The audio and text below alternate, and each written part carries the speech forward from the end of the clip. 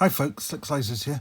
Now this is a tag video that Paddy Potato Peelers tagged me in yesterday, although it actually originally comes from Cedric and Ada Outdoors, which is Pete down in Australia's video, and it was really just 5 knives that make you happy. They're not necessarily your best knives, or they're just ones that make you smile. So if I was going to pick 5 myself, I could quite easily pick 5 from my Taylor's Eyewitness collection. In this drawer here, well, these ones are Michael May, but from here through, these are all Taylor's Eyewitness knives. And that's heavy, and but these are probably where I would sort of start to narrow it down. And these are my Taylor's Eyewitness Barlows, and you know, I've got some pretty stunning knives here, like this Stag, or there's a couple of, what's this one? There's a really good desert ironwood with fantastic grain in it. I've got this mold made by Lee White, except this one, for example, which is Gavin Wright as opposed to Lee White. But I've got some lovely, even olive. I mean, I'm never greatly a fan of olive wood, but this one just had fantastic grain in it. But and I always say my favourite material is ram's horn, and in many ways it is. I mean, I just love the, you know, here's that old term, buttery translucence. Which Warthog loves to use so much. But if I had to pick one, it would be this one. This one is in mother of pearl.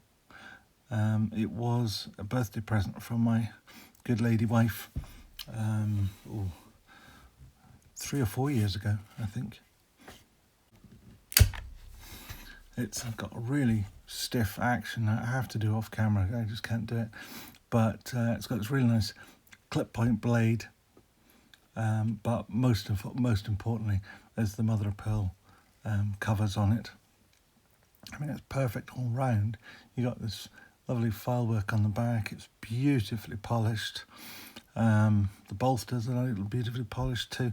I love these long bolsters with a step in them. I think that's what makes the Taylor's Eyewitness are the only company that did it. They used to be relatively common, I think, but they're the only company that still does it, I believe. But these sort of step bolsters are really smart. There's no shields on these. Shields would really spoil a good Barlow. But anyway, so that you know, if you have to be one knife to rule them all, this would be it. And this, you know, we could almost forget the rest of the video. I could pick 4 more from this drawer or the other drawer, and we could call that my 5 knives that make you happy. But rather than just being dull and, you know, picking ones of these, you know, like I've got a beautiful mother of pearl Stockman, for example, I'll just take one and we'll call it this one, and we'll get rid of this. Lift that away. Oh, that's heavy. Right, now what about the other 4? Well, pop that up the top there, just keep that in focus. Now, I always say I never buy GUC knives, and that's because I kind of feel, you know, if you disappear down that particular rabbit hole, you'll never come out the other end the same. So I have a total of 4 GUC knives, one of which was the Slip Joint Collectors UK sort of channel knife for the year, which was a 71 sodbuster, and I sort of collect sodbusters, so that had to be in there. But this is one. Now Paddy has the same knife. This isn't Paddy's one, this is a different one, but he has the same knife as this one. But it's one that when I saw it, I just kind of fell in love with it. It's a toothpick, and I do kind of like toothpicks. I've got a few, mostly that have been given to me, actually, funnily enough. I think this is the only one I've ever bought. The other ones, Warthog gave me a brilliant Shatton Morgan one, which is just really smart. buffalo horn with a mother of pearl shield. And Tobias has given me a couple of large toothpicks. But this one is actually quite a usable toothpick. It's got a relatively broad blade for a toothpick, but still the long, thin, narrow. It's got camel bone covers in this sort of lovely turquoise. It's got a shield. As I say, I never like shields particularly much, and the shield isn't perfect. There's a wee, just by my thumbnail there's a wee gap at the top of the shield. Hound's tooth shield. I could live without that, but you know, it is what it is.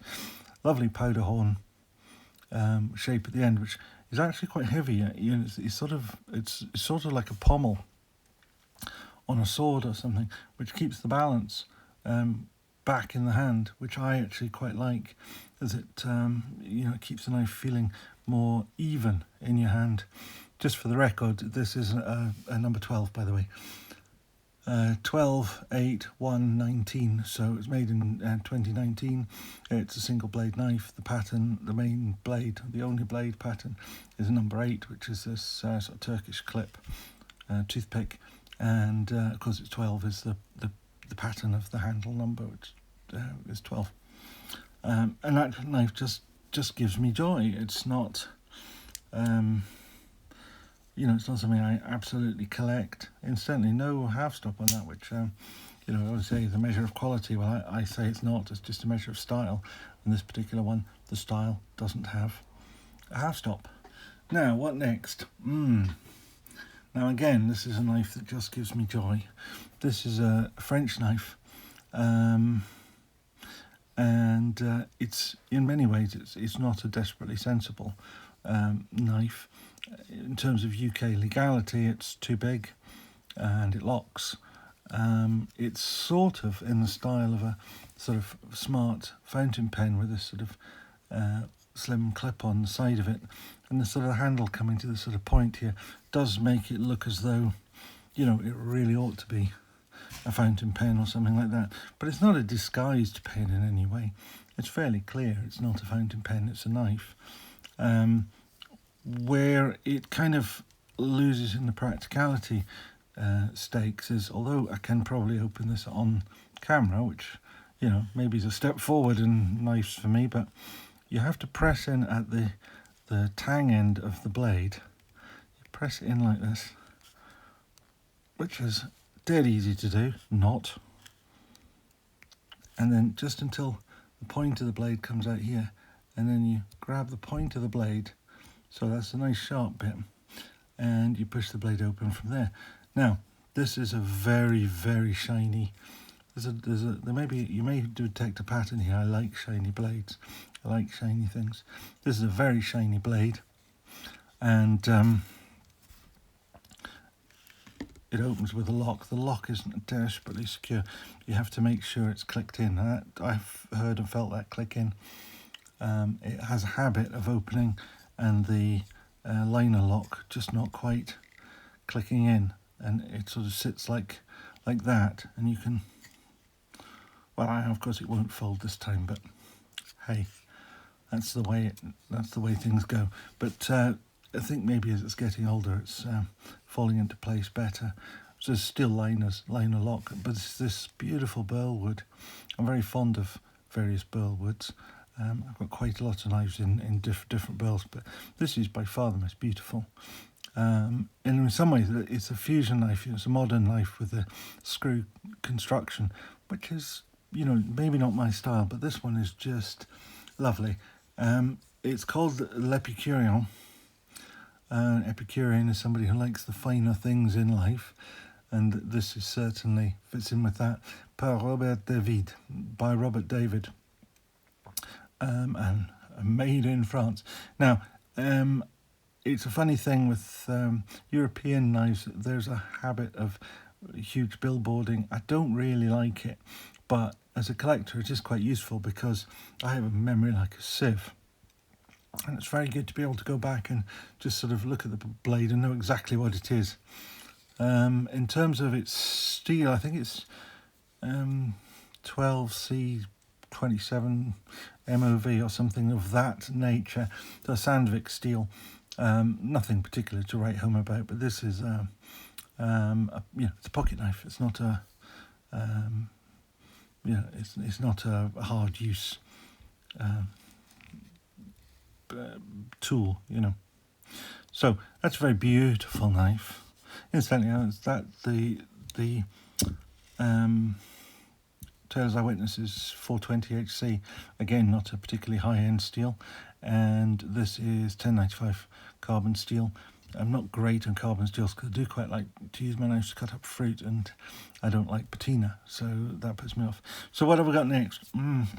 Right, this is a bit of an odd one. In many ways this is just not a knife for the UK. This is the Medford on Belay. It's just a huge heavy chunk of titanium and D2 steel. I suppose titanium is sort of a high-end product, but it's not, and this day and age it's become fairly standard. D2 steel used to be the sort of darling steel of any custom maker.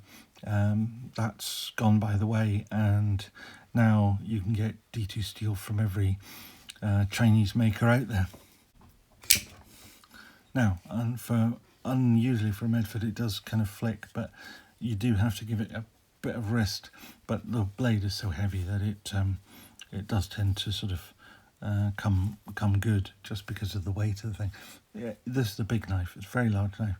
It's probably too big to carry in the UK, but it's one of those sort of higher end knives that you're not afraid to use.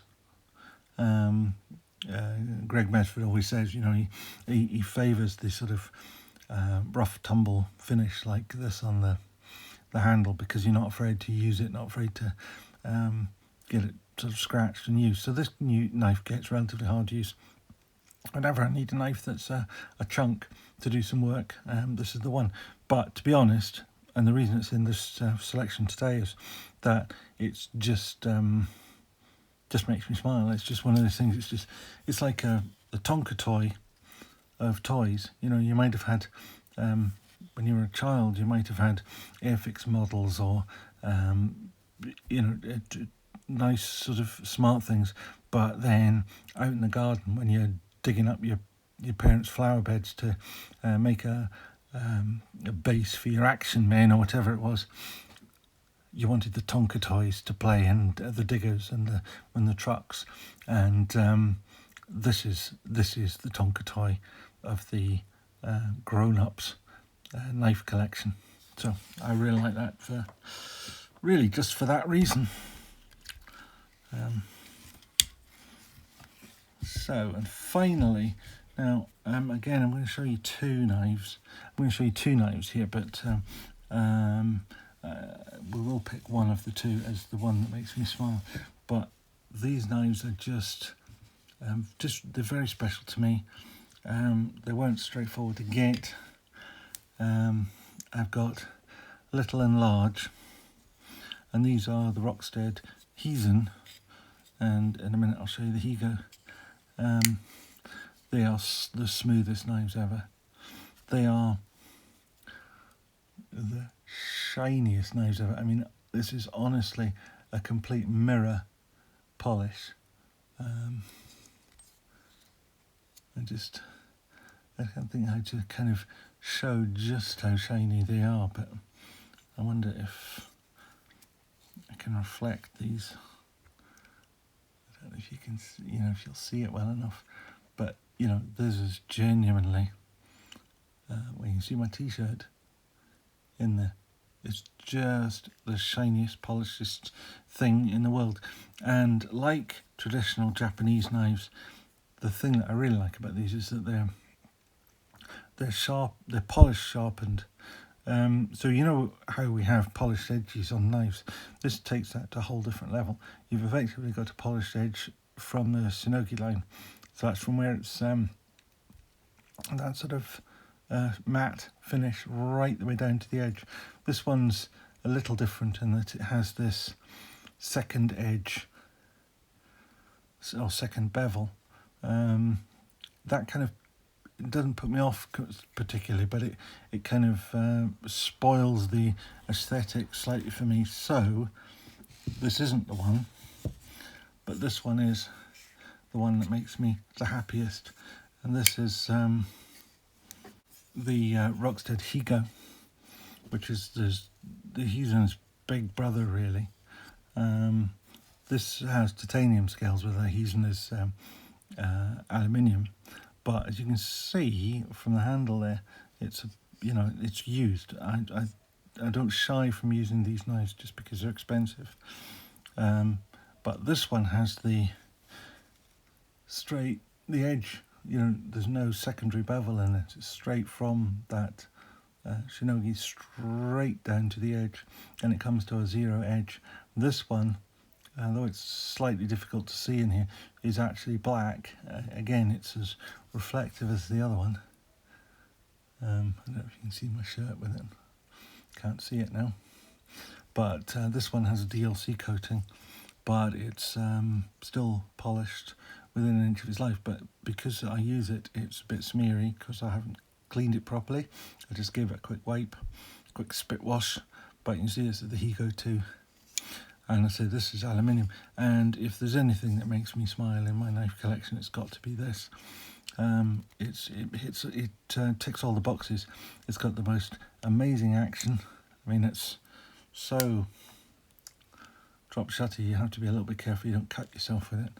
Of course, it's right hand only, and I'm left-handed, or predominantly left-handed, so that's a bit of a shame. But there's just so many things about it. I mean, just the way the blade fits into the handle here, and you've got this sort of jimping here, so that if you decide to choke up and get near the edge, you've got a bit of grip under there.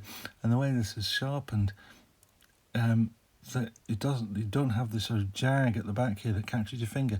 You can safely use it like that, or it's big enough you can put it back in your hand.